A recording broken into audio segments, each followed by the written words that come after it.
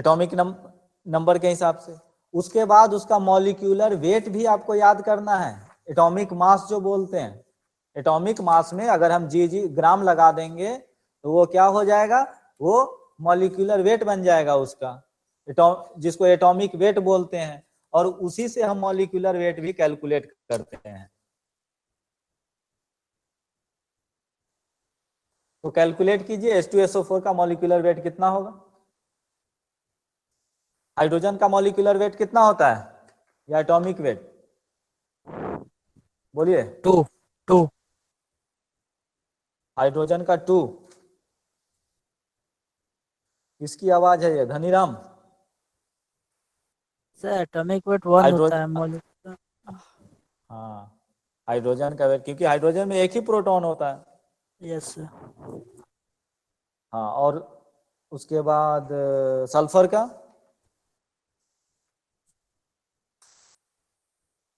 32। 32, ठीक है। और ऑक्सीजन का 16। 16। तो टोटल कितना हो गया, कैलकुलेट करके बताइए फटाक से।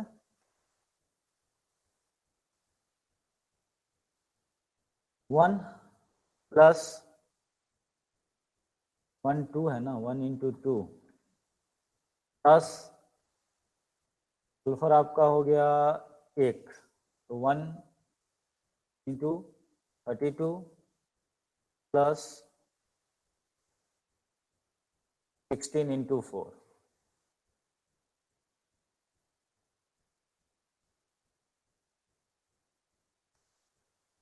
कितना हुआ?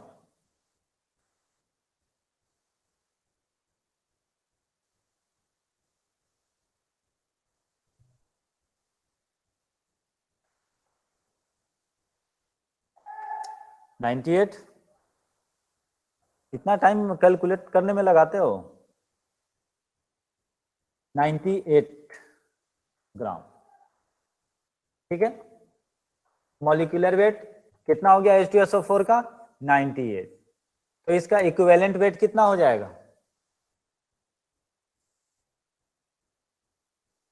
इक्विवेलेंट वेट इक्वल टू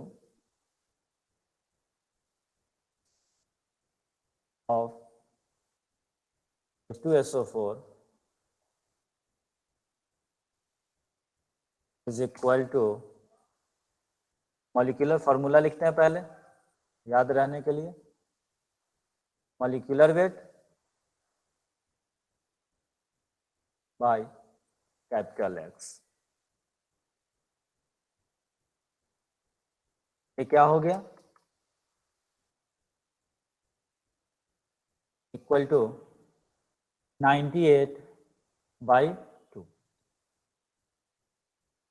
क्यों? क्योंकि बेसिसिटी क्या होता है, कितने आयनाइजेबल H प्लस आयन है इसमें, 2, इसलिए इसका X जो वैलेंसी फैक्टर हो गया वो 2, इक्वल टू 48 ग्राम या 49 ग्राम। इक्विवेलेंट वेट कितना आ गया H2SO4 का, 49 ग्राम, ठीक है। अब नेक्स्ट जो क्वेश्चन है, एक क्वेश्चन आपके लिए, आपको कैलकुलेट करना है।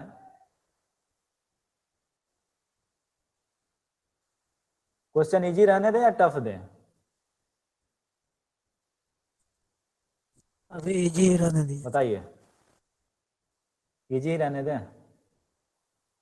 आप कैलकुलेट कीजिए HCl का इक्विवेलेंट वेट कितना है।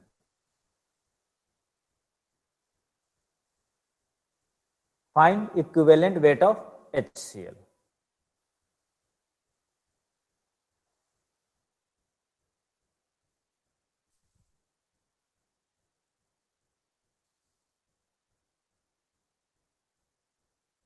कितने टाइम में बन जाएगा सो बताइए। 2 से 3 मिनट। चलिए 2 से 3 मिनट हम वेट कर लेते हैं, आप लोग जल्दी फिर से बनाइए।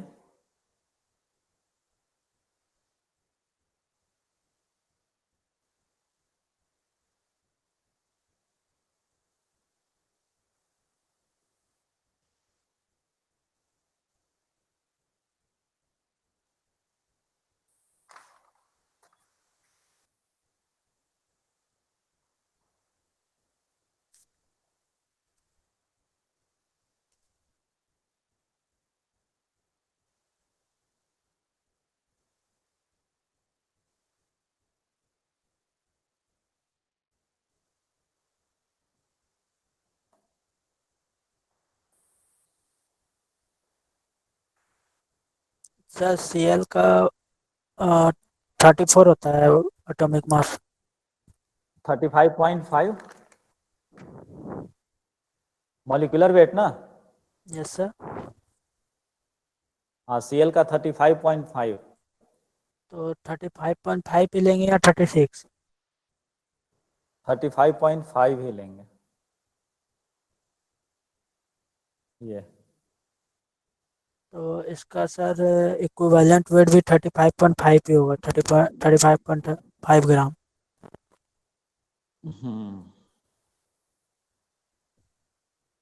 ठीक है, सही है। क्या होगा, बेसिसिटी इसका क्या हो जाएगा, बेसिसिटी 2 और 35.5 बेसिसिटी 1 बेसिसिटी और 1। +1 HCl। तो ये हो जाएगा आपका कितना, मॉलिक्यूलर वेट कितना, मॉलिक्यूलर वेट ऑफ HCl हो गया आपका 36.5। 36.5। तो इक्विवेलेंट वेट कितना हो जाएगा, यहाँ निकाल देते हैं। 36.5। इक्विवेलेंट वेट इक्वल टू 36.5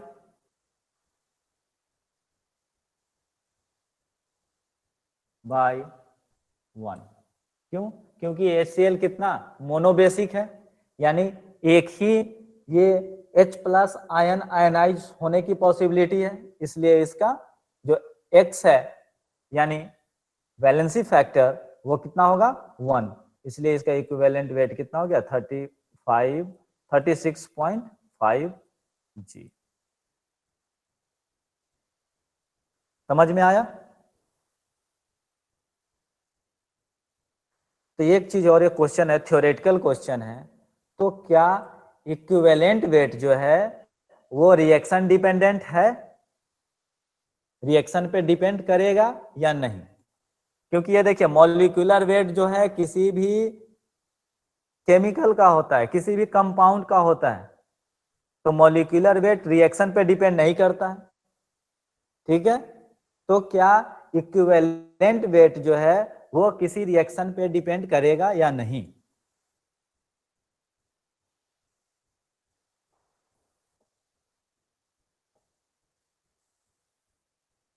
बोलिए।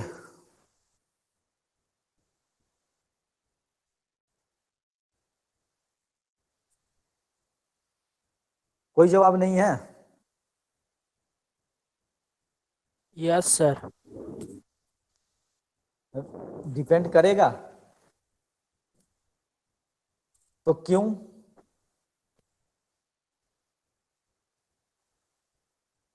सर क्योंकि केमिकल रिएक्शन में मास घटता बढ़ता नहीं है। मास घटता बढ़ता नहीं है तो फिर तो डिपेंड करना ही नहीं चाहिए।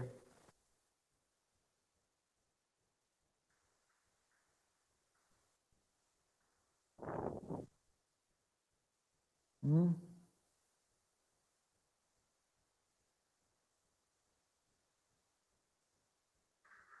क्वेश्चन गंभीर है ना। चलिए सर समझ कोई में। बात नहीं।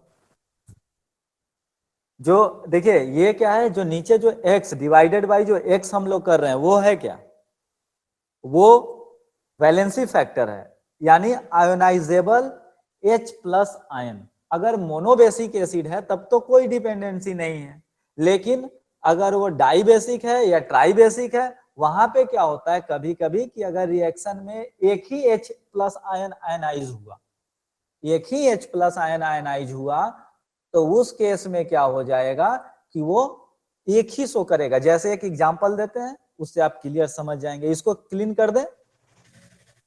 Yes sir.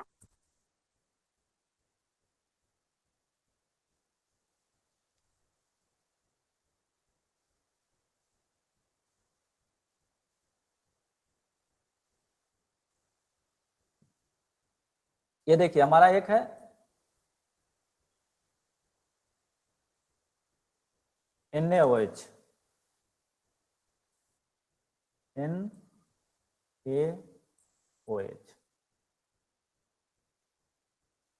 Plus H2SO4,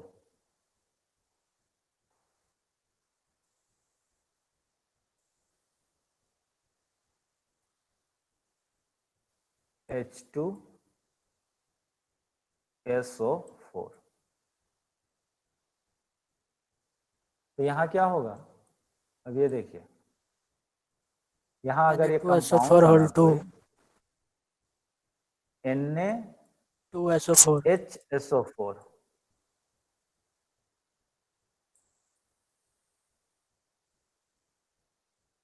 plus H2,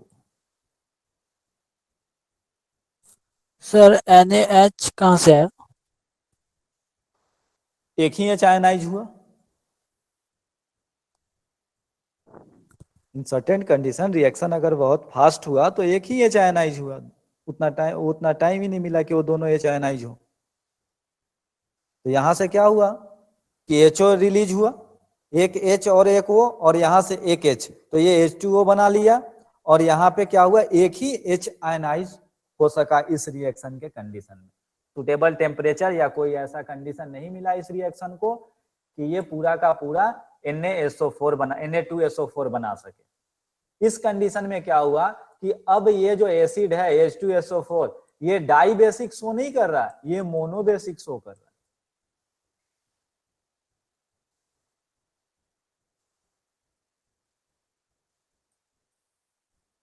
तो यहाँ पे X जो हमारा क्या है वैलेंसी फैक्टर, वो कितना हो जाएगा,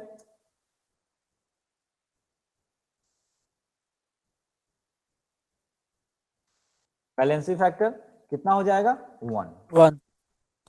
सर तो यहाँ पे हाँ, लेकिन जब स्ट्रांग बेस और स्ट्रांग एसिड रिएक्ट करता है तो कम्प्लीटली रिएक्ट होता है ना सर, न्यूट्रल साल्ट बनाता है Na2SO4। एट रूम टेम्परेचर भी सुटेबल होना चाहिए। जैसे मान लीजिए कभी घर वगैरह में देखे होइएगा कि कर्ड जो होता है एसिड, दही जो होता है वो एसिडिक होता है ना। Yes sir. तो उसमें क्या होता है कि जब आप गर्मी में देखेंगे तो गर्मी में उसको एसिडिक बनने में बहुत कम टाइम लगता है, दूध को, मिल्क को, ठीक है। लेकिन जब वहीं आप ठंड में देखेंगे, जब ठंड ज्यादा रहता है, या फिर आप क्या कर दीजिए कि मिल्क में थोड़ा सा दही डाल दीजिए और उसको फ्रीज में डाल दीजिए, दही नहीं बने। क्यों?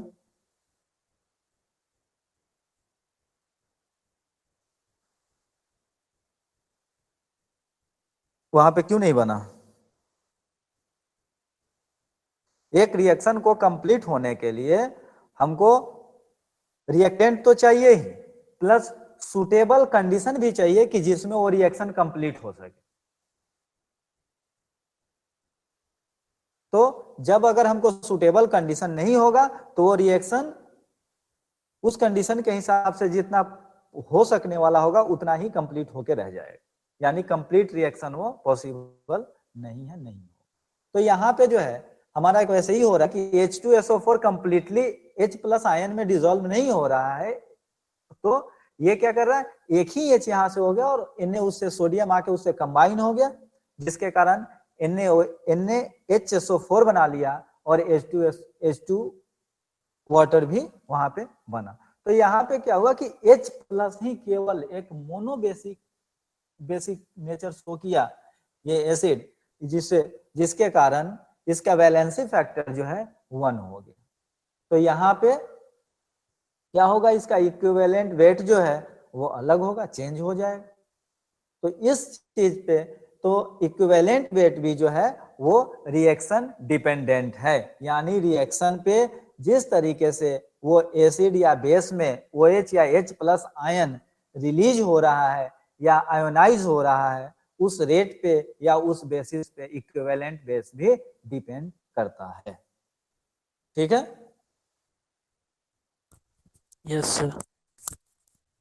तो ये एक सिंपल सा एक ऑब्जेक्ट थ्योरेटिकल क्वेश्चन है, ऑब्जेक्टिव टाइप का। ठीक, अब देखिए तो ये तो रहा बेस के लिए।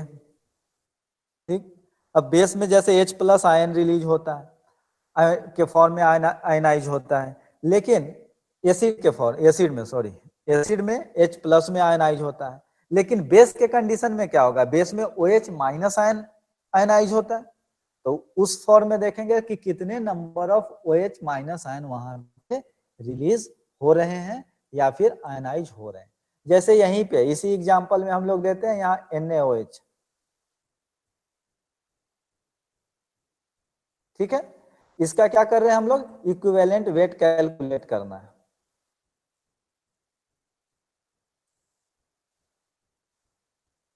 तो इसका इक्विवेलेंट वेट कैलकुलेट करने के लिए हमको पहले सबसे पहले क्या फाइंड आउट करना पड़ेगा, एसिडिटी कितनी है इसकी,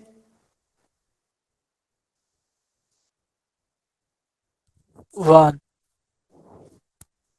यस 1। 1, ठीक है। और उसके बाद मॉलिक्यूलर वेट,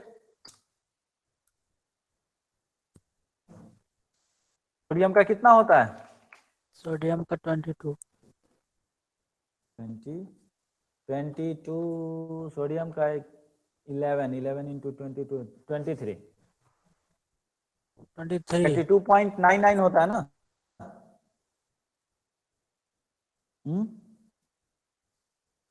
23.99 होता है, तो 22.99 होता है तो 23 मानते हैं, ठीक है। जिसका 0.5 में रहेगा उसका 0.5 ही मानेंगे, लेकिन जिसका 0.5 से नीचे, यानी जैसे कोई इंटीजर के करीब में होगा तो उसको इंटीजर के करीब में मानेंगे। अब ये हो गया 23, ठीक है। तो यहां से हम इसको कैलकुलेट कर लेते हैं, इक्विवेलेंट वेट क्या हो जाएगा, सर सिर्फ मॉलिक्यूलर वेट में सिर्फ ऑक्सीजन और हाइड्रोजन सर। हो ये सॉरी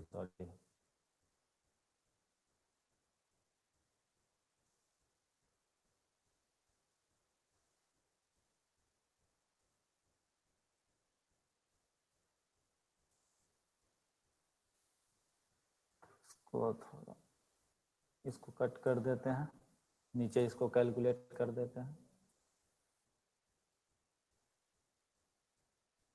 मॉलिक्यूलर वेट कितना हो जाएगा, 23 प्लस 16 प्लस 1 ऐड करके कितना आएगा, बोलिए, 40। तो 40 ग्राम आ गया मॉलिक्यूलर वेट। इक्विवेलेंट वेट निकालेंगे, molecular weight upon x, sir upon x. इससे हाँ, पहले क्वेश्चन था इक्विवेलेंट वेट डिपेंड अपॉन क्या था sir. Equivalent weight reaction dependent होता है या नहीं होता है, ये चीज।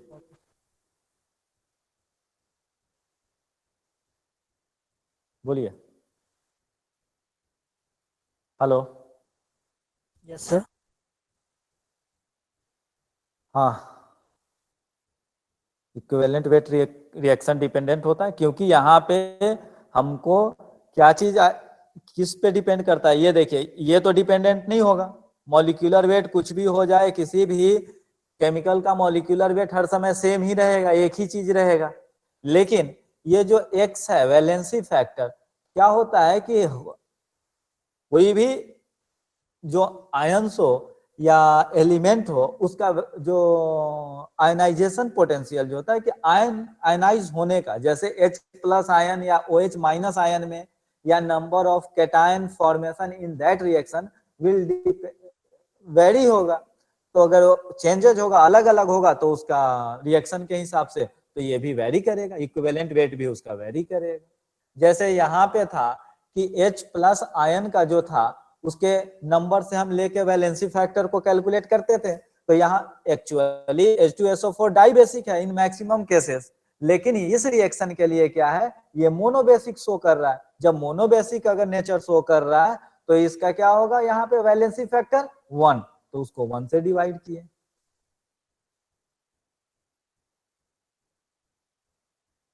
तो अगर रिएक्शन में आपको देता है, तो आपको रिएक्शन में ये चेक करना होगा कि ये मोनोबेसिक है, डाई बेसिक है, या मोनो एसिडिक है, या डाई एसिडिक है। अगर वो जनरल केस में देता है तो जनरल केस में जो आपका नॉर्मल जो उसका आपको पता है कि जैसे H2SO4 स्ट्रॉन्ग एसिड है, ये डाई बेसिक होता है मैक्सिमम केसेस में, तो हम डाई बेसिक ही लेके चलेंगे और डाई बेसिक करके ही निकालेंगे। समझे? यस। चलिए, तो इसका क्या हो गया 14 ग्राम। तो इस तरीके से हम लोग इक्विवेलेंट वेट निकाल लेते हैं किसका, एसिड और बेस का निकाल लिए। अब नेक्स्ट जो हम लोग देखते हैं, नेक्स्ट तीसरा जो रह गया वो है साल्ट। जैसे कोई भी साल्ट ले लेते हैं, Na2SO4 ले ले रहे हैं,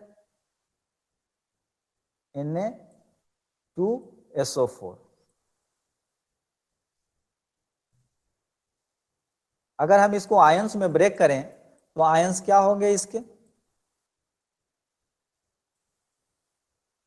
Na प्लस और SO4 -2, और यहां होंगे 2Na प्लस, 2Na प्लस और एक SO4 -2। तो ये हो गया आपका कटायन, और ये हो गया आपका क्या, एनायन।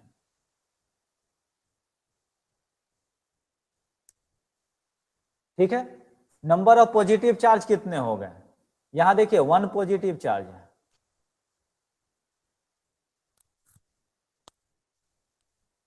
1 जो है एक पॉजिटिव चार्ज है।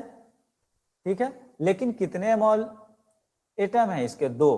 तो positive charge, number of positive charge क्या हो जाएंगे, 2 × 1 = 2। ठीक है। और यहाँ पे जो देखिए दूसरा भी हम वो देखते हैं कि यहाँ पे नंबर ऑफ निगेटिव चार्ज क्या है, -2। ठीक है, तो हम दोनों ले सकते हैं, दोनों में से कोई एक, या भी या तो नंबर ऑफ कैटायन या नंबर ऑफ एनायन, दोनों सेम होगा। नंबर ऑफ कैटायन और क्योंकि साल्ट न्यूट्रल होता है, तो न्यूट्रल के केस में आपको जो चार्जेज होते हैं उस पे वो दोनों बराबर होंगे, यानी anion number of positive charge is equal to number of negative charge. तो आप number of positive charge X factor के रूप में लीजिए या नंबर ऑफ निगेटिव चार्ज, जो लेना है पॉजिटिव या निगेटिव, ये कहलाएगा आपका क्या, एक्स। ठीक है, तो ये चीज तो निकल गया, एक्स हमारा निकल गया। अब इधर हम लोग निकालते हैं क्या, इसका मॉलिक्यूलर वेट।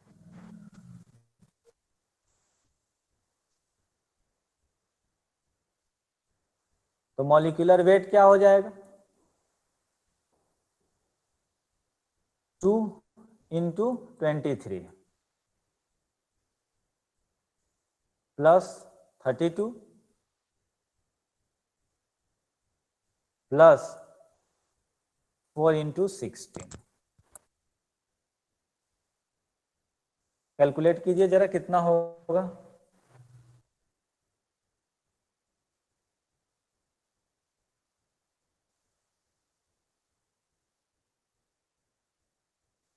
कैलकुलेट करके जल्दी बताइए।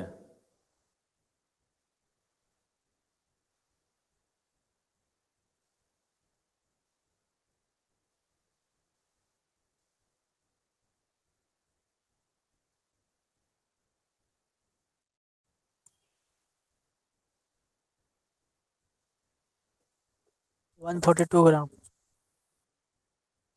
142, चलिए 23 × 2, ये कितना हो गया, 46 प्लस 32 और प्लस 64। ठीक है, तो 60 40 100 130 और 40 और 42। ठीक है, 142।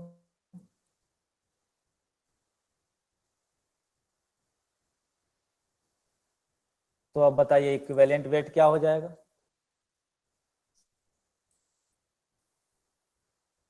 71 gram. Equivalent weight is 71 gram. Molecular wait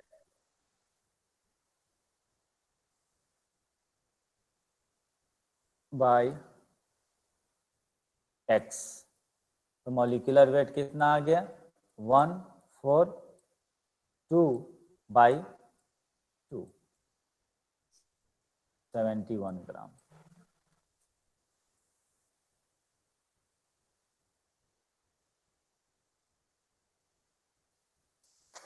ठीक है, ये बिल्कुल आसानी है, जैसा वहां पे था आपका मोल वगैरह में था नॉर्मल सा कैलकुलेशन, मॉलिक्यूलर वेट, वहां हमने मॉलिक्यूलर वेट निकालना सीखा ही था, बस यहाँ पे एक नया चीज क्या जुट गया, वैलेंसी फैक्टर। वैसे ही परसेंटेज कंपोजिशन जो हम लोग पिछले क्लास में पढ़े थे, वहां क्या था, जितना वो रिक्वायर्ड जो भी कंपाउंड जिसका हम परसेंटेज कंपोजिशन निकाल रहे हैं वो, और टोटल उसमें वो टोटल कंपाउंड का वेट कितना है, मॉलिक्यूलर वेट। तो इस तरीके से लगभग पिछले क्लास का न्यूमेरिकल और इस क्लास का न्यूमेरिकल पोर्शन ये रहा।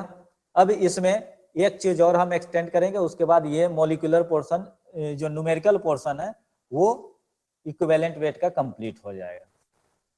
यहाँ पे देखिए जैसे हमने इक्विवेलेंट ऑफ वेट निकाल लिया, ठीक है, अब हमारा यहाँ पे वो रह गया कि नंबर ऑफ ग्राम इक्विवेलेंट। इसको क्लीन कर देते हैं। ये दोनों चीज सेम है, नंबर ऑफ ग्राम इक्विवेलेंट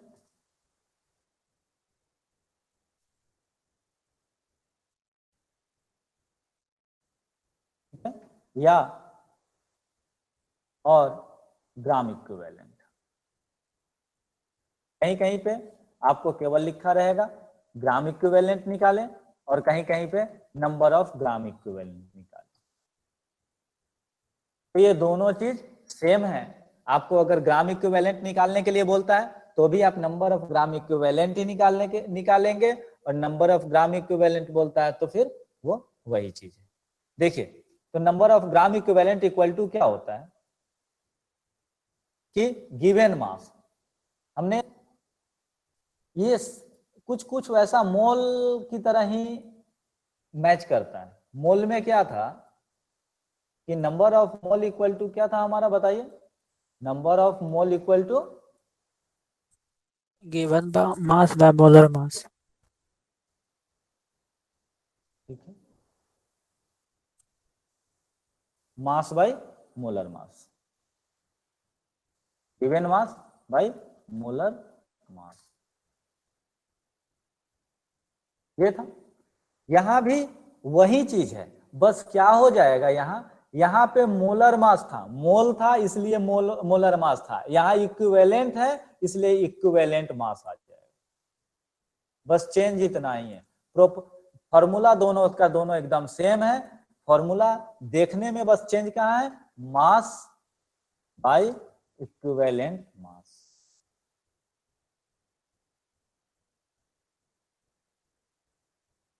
या इक्विवेलेंट वेट, जो भी बोलिए, ये चीज। ये दोनों में बस क्या डिफरेंट है, डिफरेंट बस ये इतना ही, ये और यहां पे बस ये, वहां पे मोल है तो मोलर मास, यहां पे इक्विवेलेंट है तो इक्विवेलेंट मास। फॉर्मूला भूलेंगे नहीं।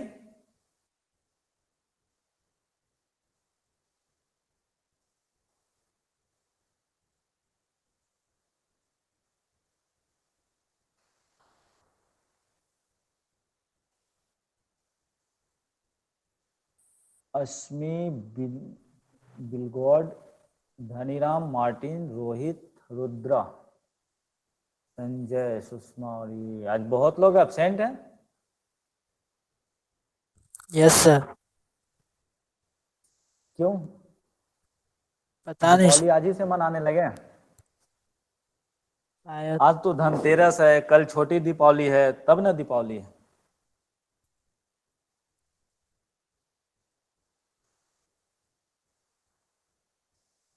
या परचेजिंग वगैरह में चले गए हैं बहुत लोग ना।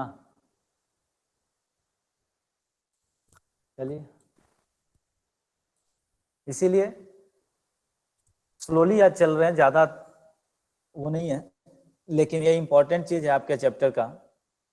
क्या होता है कि किसी रिएक्शन में जो है, जैसे यहाँ पे मान लीजिए रिएक्शन दिया हुआ है H2SO4 या फिर N2+H2, यहाँ कंबाइन होने के लिए क्या बनाएगा, NH3, अमोनिया। हाँ 2 और यहाँ पे 3। तो यहाँ पे क्या है, 1 मोल of N2 react with 3 mole of hydrogen and form कर रहा है क्या, 2 मोल ऑफ अमोनिया। तो जब तक हम बैलेंस रिएक्शन नहीं लिखेंगे तब तक हम ये नहीं बता सकते कि किस रेशियो में ये दोनों जो रिएक्टेंट हैं वो रिएक्ट कर रहे हैं इन केस ऑफ मोल, ठीक है। लेकिन इन केस ऑफ इक्विवेलेंट हम ये चीज बोल सकते हैं कि अगर दो रिएक्टेंट ए एंड बी अगर रिएक्ट कर रहे हैं तो दोनों का ग्राम इक्विवेलेंट कितना होगा, 1, यानी same gram equivalent.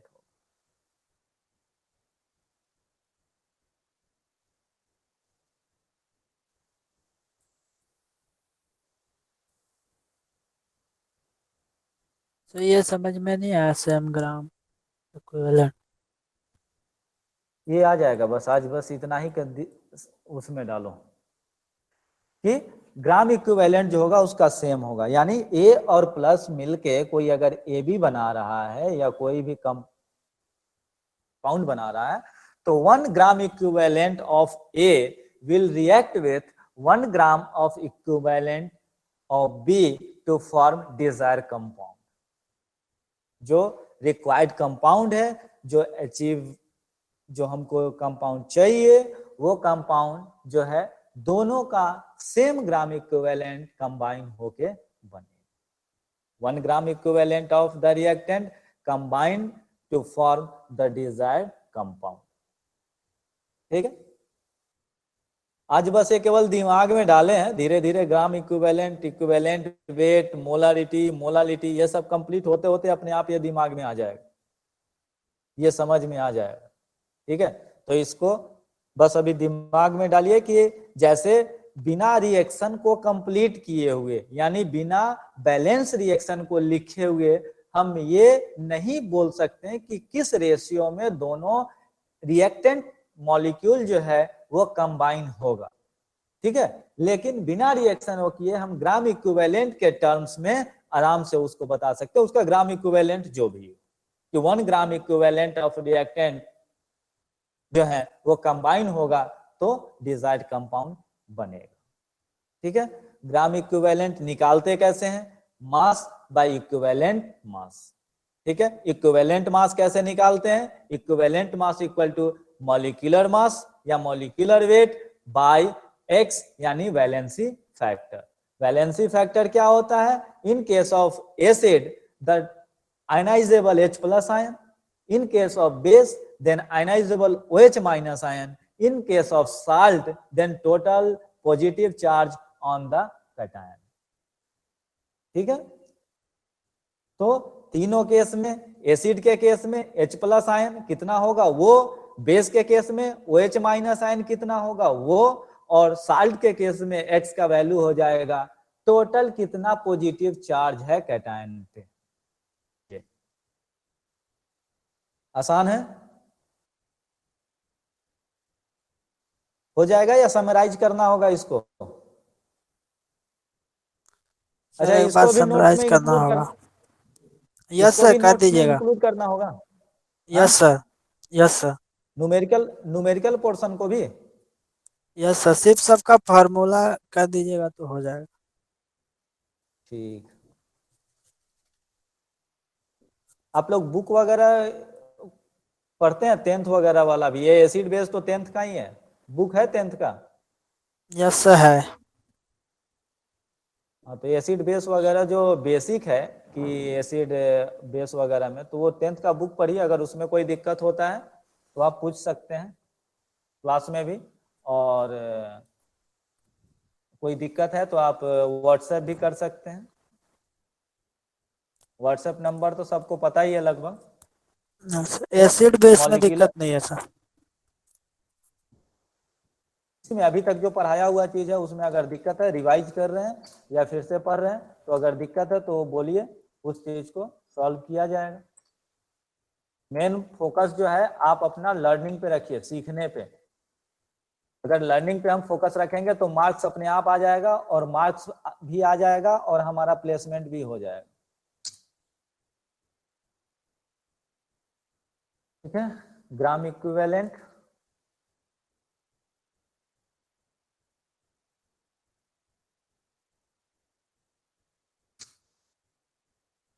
Mass upon equivalent weight. ठीक है, थर्ड बना लेते हैं, equivalent weight.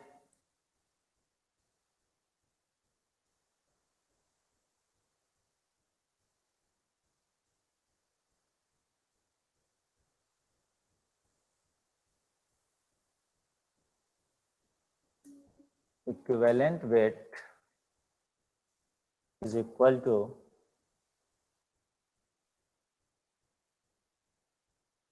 molecular weight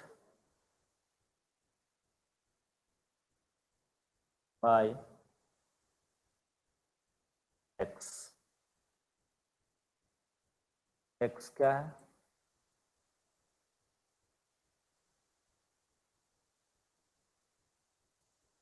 valency factor. ठीक है, यहाँ पे क्या हो सकता है? तीन कंडीशन।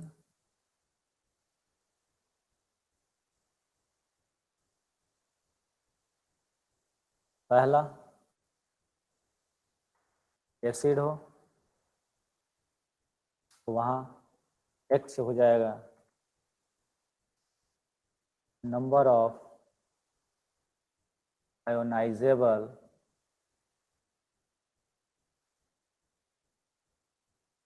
H+। ठीक है, दैट मीन्स, उसका मतलब क्या होता है?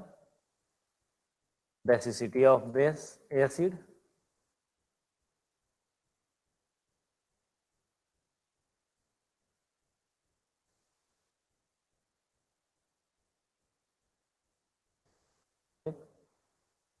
सेकेंड है बेस। बेस के लिए x क्या हो जाएगा? नंबर ऑफ आयोनाइजेबल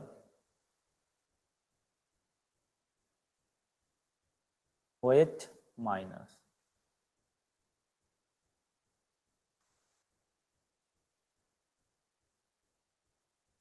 ये क्या हो जाएगा आपका? Acidity of base.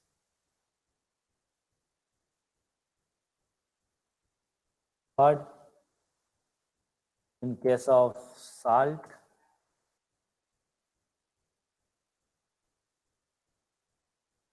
कहाँ हो जाएगा आपका? टोटल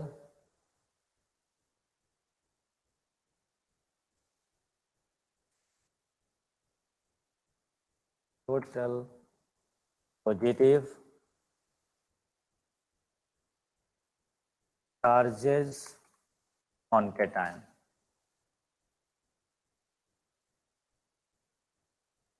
ठीक है,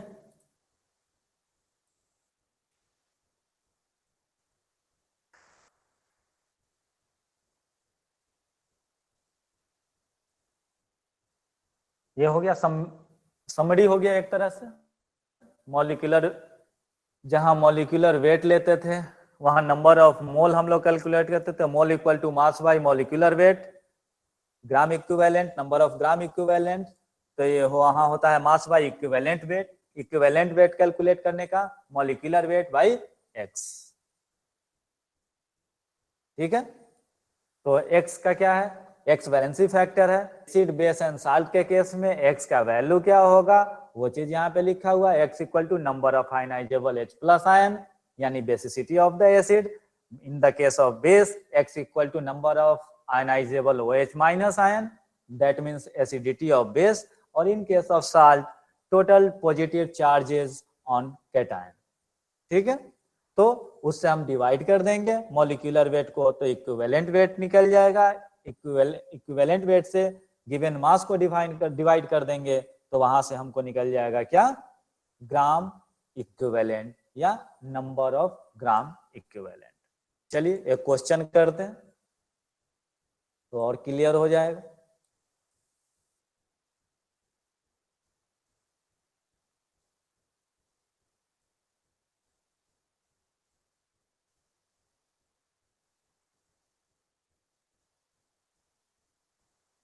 तो यहां रहा हमारा question. Find number of GM, find number of GM equivalent present in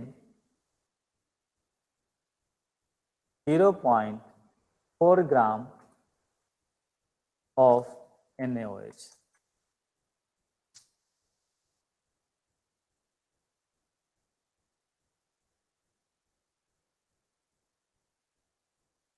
कौन सा क्वेश्चन है? Na molecular weight 23, oxygen 16 and hydrogen equal to 1. Calculate कीजिए. अभी हम लोग के पास 6 मिनट का टाइम है.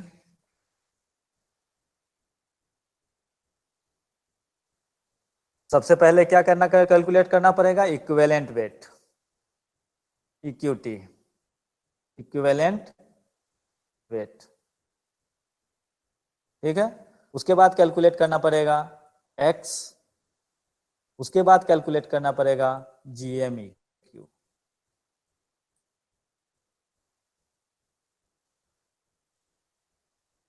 चलिए आप लोग कैलकुलेट कीजिए और उसके बाद हम एक एक से पूछ लेंगे नाम लेके कि क्या कैलकुलेट करके आया.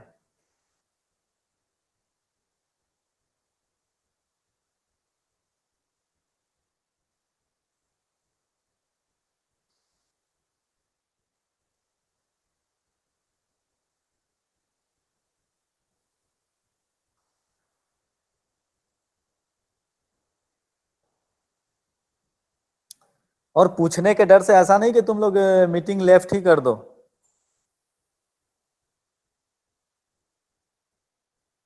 कि सर पूछ लेंगे तो इसलिए मीटिंग से पहले ही निकल गए.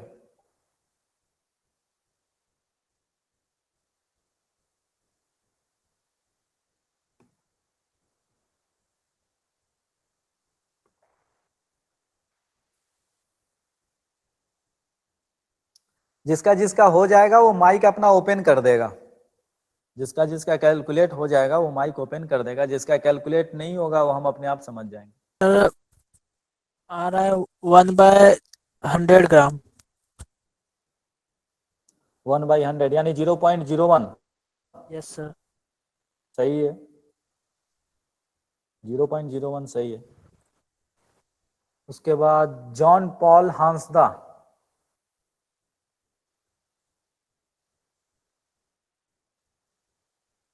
जॉन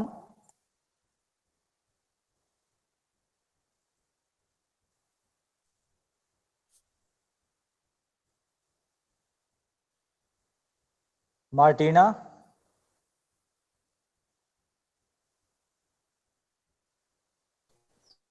सॉल्व हुआ? Yes sir. सॉल्व हुआ? सर नहीं अभी तक.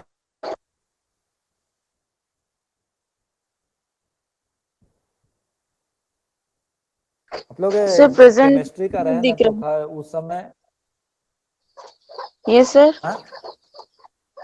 सर ये प्रेजेंटेशन नहीं दिख केमिस्ट्री रहा का है. जब वो रहे, क्या नहीं दिख रहा है? Screen presentation. हाँ. ये क्लिक किया हो इस पे? Yes sir. जो दिख रहा है सर, दिख रहा है। प्रेजेंटेशन कर मेरे में प्रेजेंटेशन नहीं नेटवर्क दिख रहा थोड़ा हो तो ये नेट का प्रॉब्लम होगा सर। हम्म, नेटवर्क हो थोड़ा सकता है। खराब। चलिए बाकी लोग, संजय बन गया? जी सर, हाँ 0.01। 0.01 गुड। और रोहित?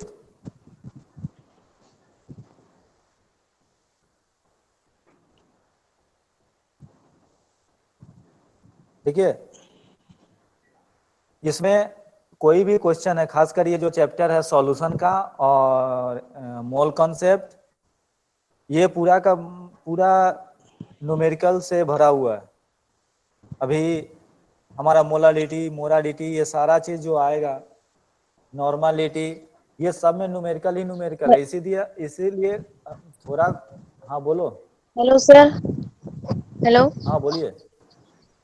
हाँ हाँ। सर, आप कुछ बोल रहे थे केमिस्ट्री के बारे में। आवाज नहीं आ रहा है? सर आप कुछ बोल रहे थे। हाँ हाँ अभी वही चीज नहीं, बोल ही रहे केमिस्ट्री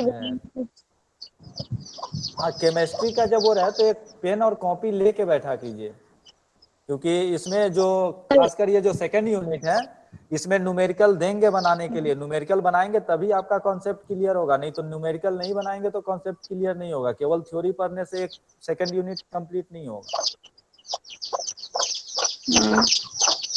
ठीक है, तो आप सब लोग यस केमिस्ट्री के क्लास सर। में खास पेन और कॉपी लेके तो एक सभी क्लास में बैठिए, ताकि जो भी आपको इम्पोर्टेंट लग रहा हो कि हमको नोट करना चाहिए, वो नोट कर लिया कीजिए।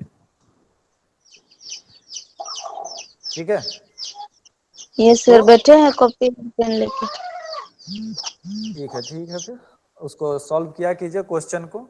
अगर कोई प्रॉब्लम होता है तो उसको आप लोग, अगर पीछे वाले से भी कोई प्रॉब्लम होता है तो आप उससे पूछ सकते हैं। तो उसको थोड़ा अगर कोशिश करेंगे तो इंटरेस्ट अपने आप जगेगा। तो सर अपना व्हाट्सएप नंबर दे दीजिए मुझे, मैं नया हूँ। व्हाट्सएप नंबर, ठीक है, यहीं पे लिख देते हैं। जी लिख देते हैं।